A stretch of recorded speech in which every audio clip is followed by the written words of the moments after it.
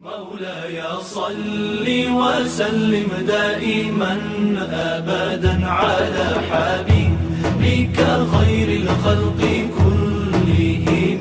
مولاي صل وسلم دائما أبدا على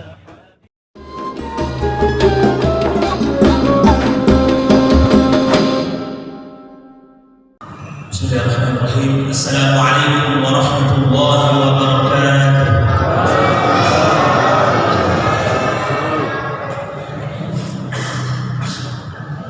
إن الحمد لله نحمده ونستعينه ونستغفره ونعوذ بالله من شرور أنفسنا ومن سيئات أعمالنا.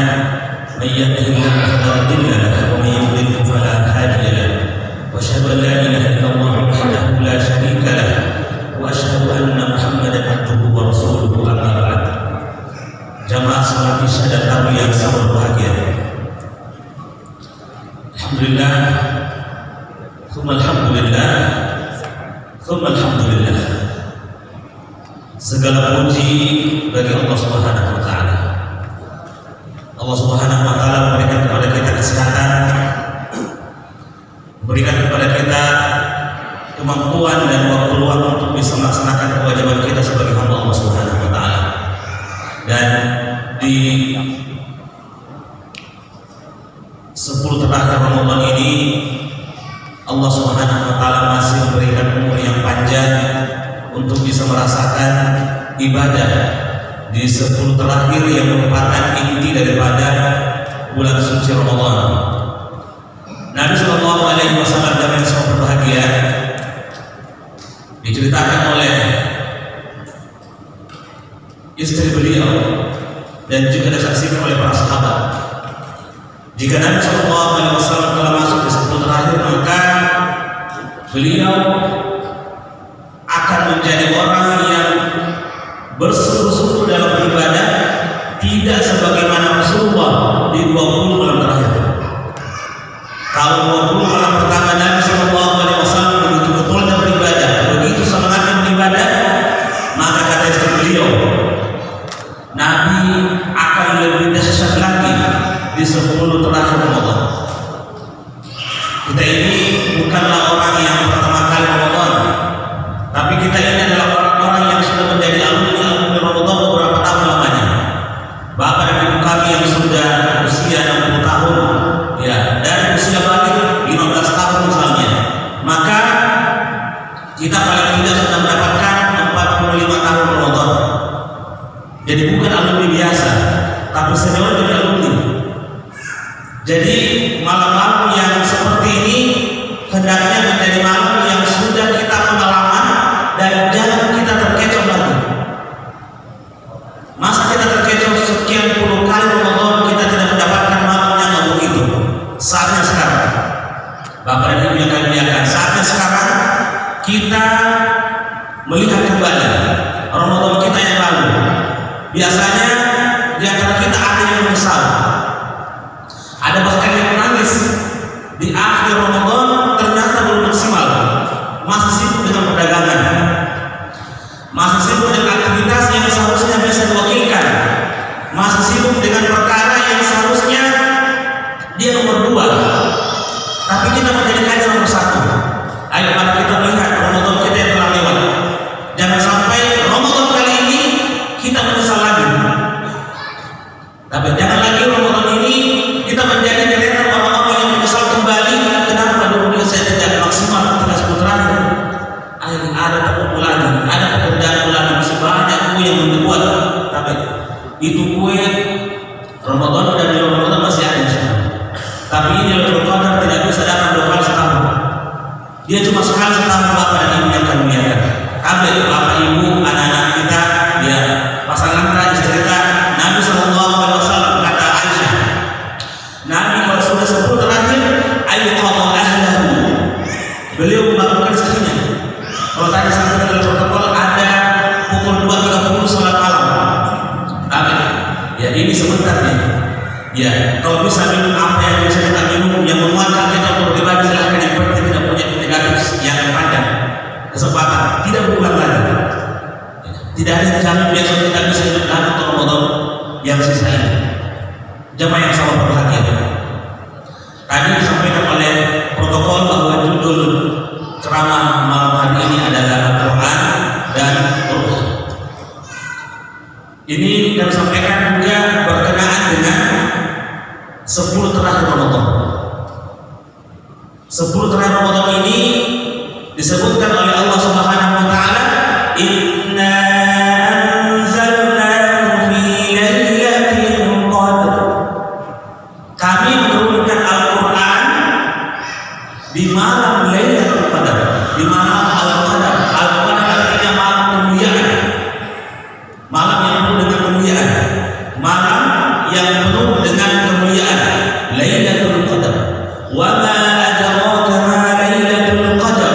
Tahukah kalian apa yang dimaksud dengan malam kemuliaan itu? Tahukah kalian apa yang dimaksud dengan Lailatul Qadar? Kata Allah Subhanahu wa taala langsung menafsirkan apa yang menjadi pertanyaan.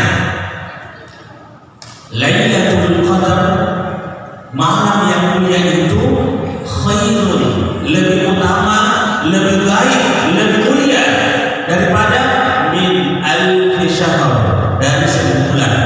Kalau 1000 bulan itu 84 tahun, 83 tahun lebih sedikit, itu 1000 bulan. Tapi kata Allah Subhanahu wa taala lebih baik.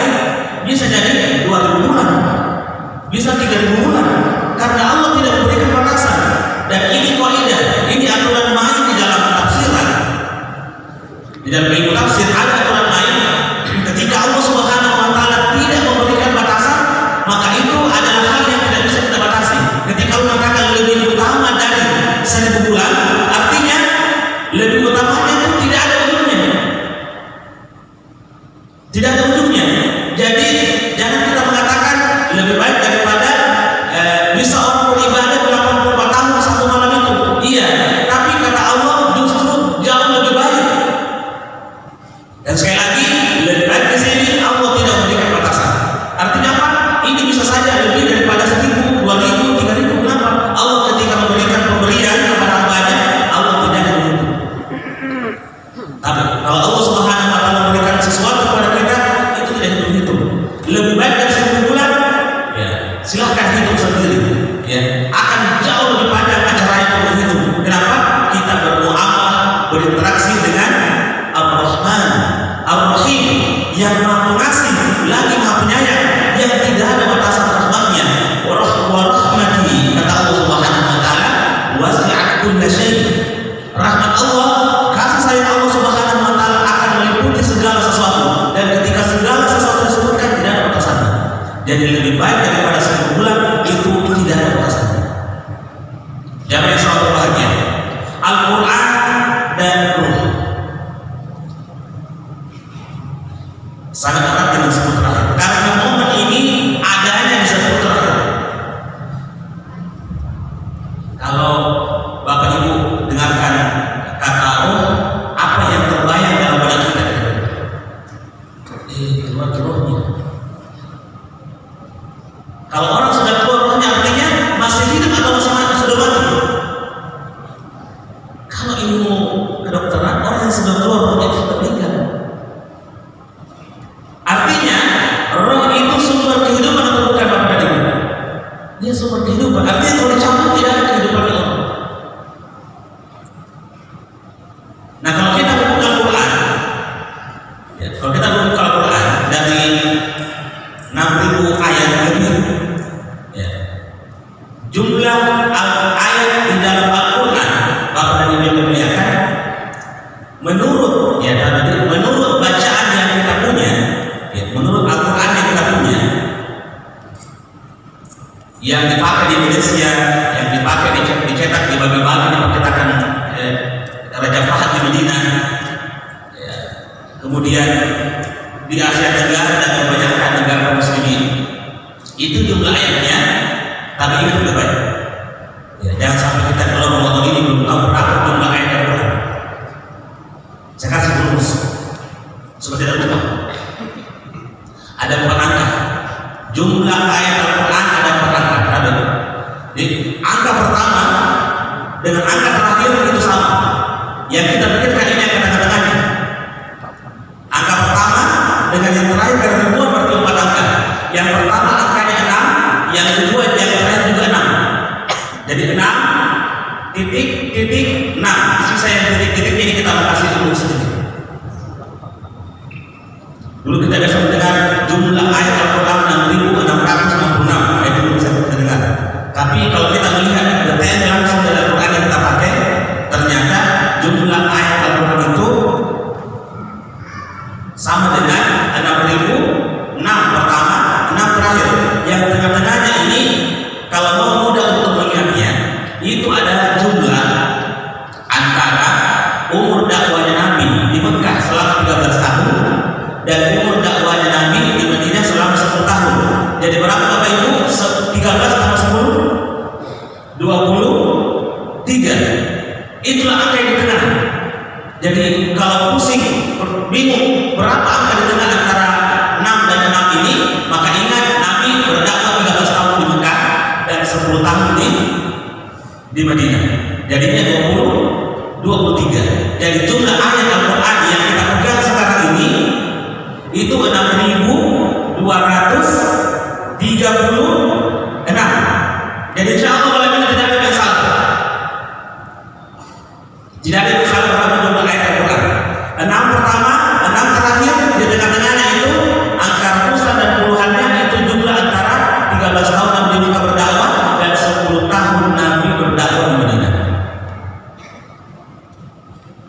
Itu di dalam Al-Quran kita. Kalau di dalam Al-Quran teman-teman yang datang dari Afrika, beberapa negara di bagian belahan sana, itu tidak sama jumlah ayatnya dengan Al-Quran kita. Ada yang bertanya, jadi Ustaz, beda Al-Quran kita dan mereka? Ini ayat kita punya ayat 6.236, yang di sana beda, lebih sedikit, kurang sedikit.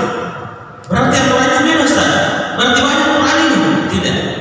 Al-Qurannya sama, cuma teknis pembagian ayatnya yang berbeda. Jadi kalau kita misalnya ada ayat yang panjang, itu di dalam bacaan Al-Quran yang lain itu dibagi 2 bagi 3. Jadi asalnya sama, tapi teknis pembagian ayatnya karena dalam ilmu ulumul Quran, ya maaf kami memang kami baru beberapa tahun yang lalu selesai dari S3 tafsir dan ulumul Quran di Islamic University of Madinah di Saudi Arabia. Kami pernah bertugas di percetakan Al-Quran Hajafah di Madinah, dan beberapa cetakan Al-Quran yang dikirim untuk negara-negara di Afrika itu beda karena mereka punya bacaan beda dengan kita, secara beberapa hal saja beda. Tapi kalau jumlah ayat berbeda karena tadi itu teknis pembagian ayatnya yang berbeda. Jadi yang panjang di kita, di mereka itu dipotong jadi 2 jadi 3. Asalnya sama. Jadi Al-Qurannya sama, cuma teknis beberapa hal itu ada. Karena ilmu tentang jumlah ayat itu ada sendiri ilmu khusus dalam ilmu Quran. Ada namanya ilmu Adul Ayat, ilmu tentang berapa sebenarnya jumlah ayat itu ada juga pembahasannya yang panjang, dan itu karena beberapa teknis dan beberapa aturan sedikit yang sama isinya, cuma teknisnya yang untuk diurutkan menurut beberapa macam qiraat. Intinya Al-Quran sama.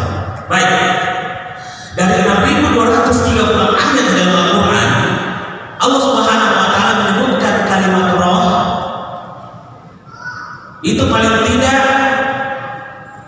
disebutkan pada 3 jenis. Ada jenis keempat kalimat, tapi kita ingin konsep pada 3 jenis karena ini berkaitan dengan 10 terakhir, maka tolong didengarkan baik-baik supaya kita paham kenapa dengan 10 terakhir, kenapa dengan roh, kenapa dengan Al-Quran. Baik, kalau yang semua berbahagia. Jadi surah yang pertama yang Allah Subhanahu wa taala ceritakan dalam Al-Quran, dan itu disebutkan oleh Allah dalam surah Al-Isra. Allah Subhanahu wa taala berfirman menceritakan pertanyaannya orang Yahudi kepada Nabi sallallahu alaihi wasallam tentang roh. Allah berfirman, "Wa yas'alunaka 'anil ruh." Wahai Muhammad, ketika orang Yahudi menitip pertanyaan kepada kaum kafir Quraisy, dan kaum kafir Quraisy bertanya kepada Nabi tentang roh. Roh yang dimaksud di sini adalah nyawa kita. Kalau dia seorang nabi, mungkin dia punya ilmu tentang roh. Itu kata orang Yahudi ingin memuji Nabi. Padahal orang Yahudi tahu itu Nabi sebenarnya benar, tapi karena mereka tidak menerima Nabi dari kalangan Arab, maka mereka tidak menerima kebenaran. Ya. Kata Allah Subhanahu wa taala, ketika mereka bertanya kepadamu tentang roh, wahai Muhammad, qulir ruhu min amri rabbi. Katakan bahwa roh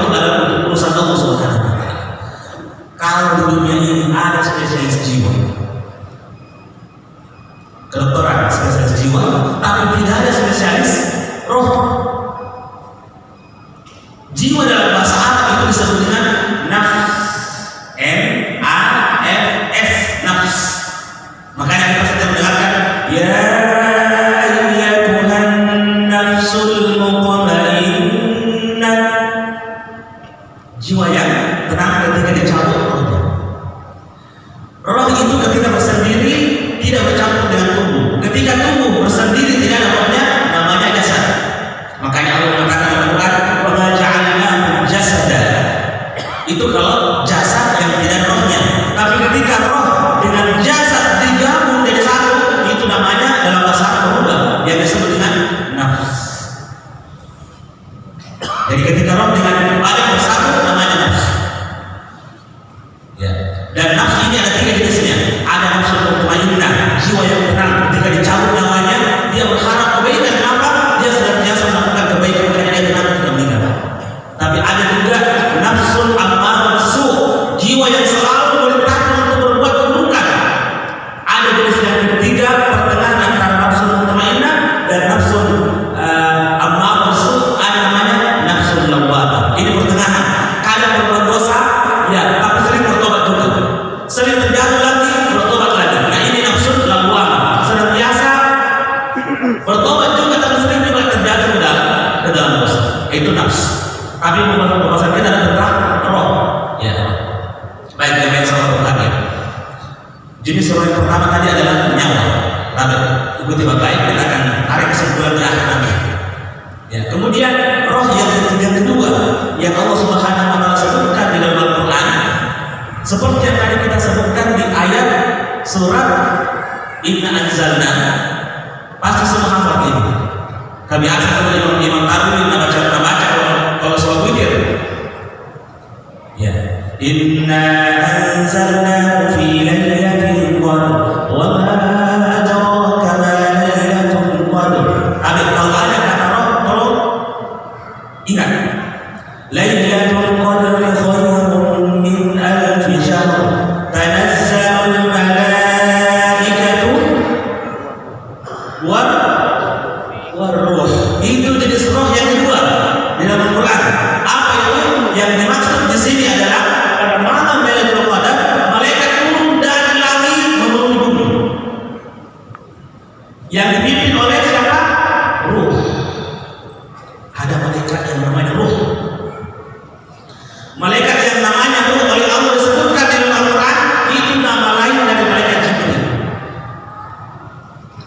Nama lain dari malaikat Jibril. Jadi kalau ada kata roh, kalau kita baca surat Al-Qadar, ayat yang dimaksud dengan roh di sini adalah malaikat Jibril. Kenapa malaikat Jibril disebutkan sebagai roh? Karena dia yang membawa kehidupan, sumber kehidupan. Karena dia juga yang membawa roh yang ketiga yang kita akan bahas. 1, roh itu nyawa. 2, roh itu malaikat Jibril. Makanya Allah Subhanahu wa taala berfirman di akhir surat Asy-Syu'ara, wa innahu latanzilu rabbil alamin nazala bihi ruhul amin. Sungguh Al-Quran itu datang dari Allah Subhanahu wa taala yang dibawa oleh Ar-Ruh, Roh Al-Amin yang sangat terpercaya, itu Jibril. Jadi ketika berkaitan dengan Al-Quran, Allah tidak membahasakan Jibril dengan nama Jibril. Padahal di ayat-ayat yang lain Allah Subhanahu wa taala membahas Jibril langsung dengan namanya.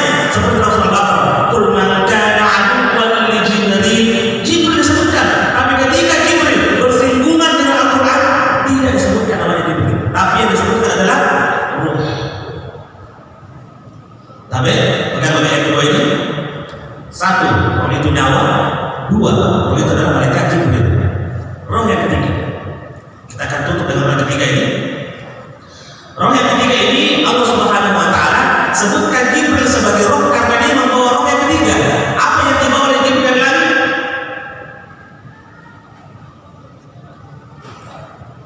Bawa pesanan kue lebaran? Tidak. Bawa baju baru? Tidak. Jibril dari langit membawa Al-Quran. Itulah roh yang ketiga. Apa dalilnya? Firman Allah Subhanahu wa taala di surat Asy-Syura, surat ke-42, 2 ayat sebelum terakhir. Tapi kalau kita ke rumah, lihat Al-Quran surat ke-42, 2 ayat sebelum terakhir. Lihat Allah Subhanahu wa taala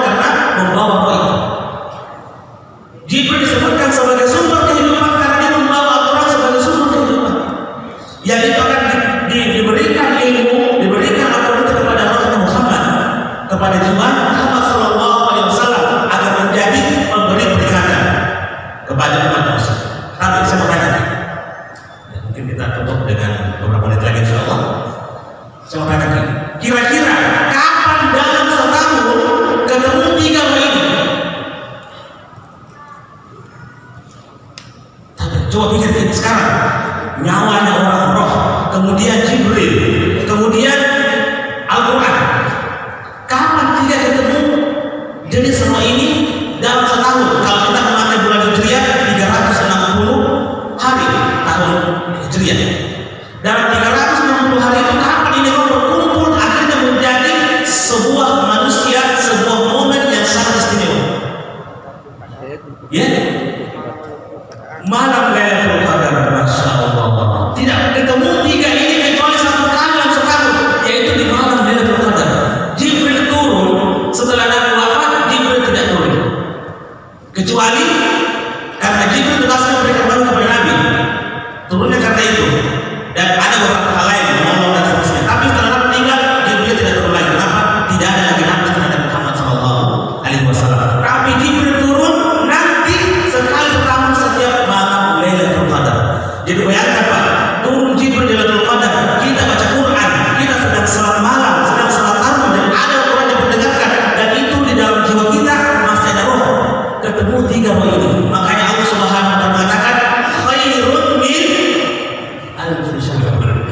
Ketemu tiga roh itu Pak, jangan dilewatkan. Hanya ada di 10 terakhir, dan itu hanya ada di bulan Ramadan dan di malam-malam ganjil yang paling dekat peluangnya. Meskipun malam yang genap juga bisa terjadi hal seperti itu.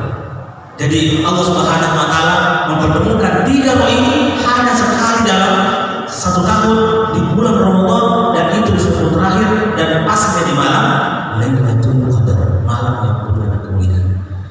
Orang yang mengumpulkan tiga roh ini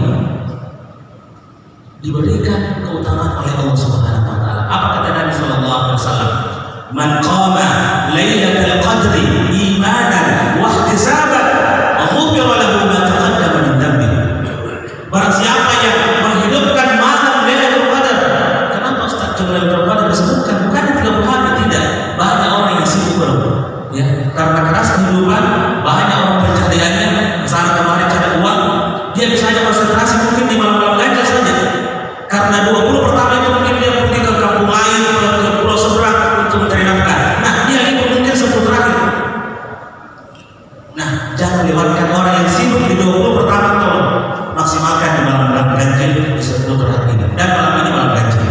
Kita tidak tahu, jangan sampai malam ini ketemunya tiga jenis roh itu